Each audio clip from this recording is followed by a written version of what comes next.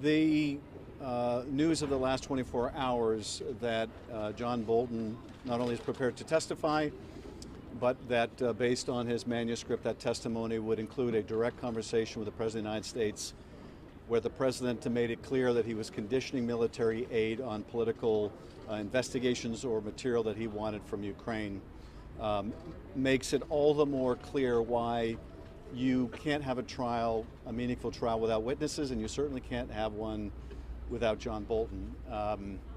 I am,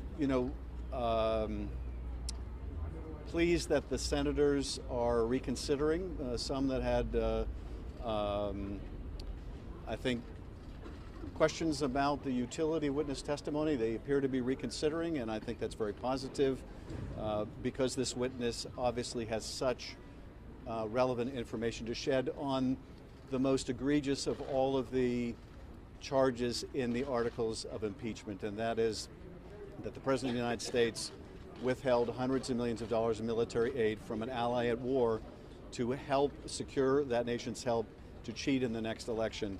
Now, let me make one other point, though, very clear. We already have testimony on this key pernicious charge against the President, and that testimony has been consistent and uniform and uncontested. When the President's counsel says, as they did on the Senate floor, that there's no direct evidence the President ever told someone he was conditioning the aid on these investigations, that's just not correct.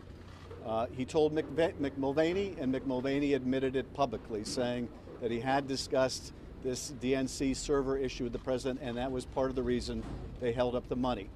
So the President's own Chief of Staff has already admitted to discussing this with the President. What's more, Ambassador Sondland spoke to the President on September 7th, and while the President denied a quid pro quo, he then went on to explain to Sondland there was in fact a quid pro quo over the aid. That is, Zelensky had to go to the mic to answer these, announce these investigations.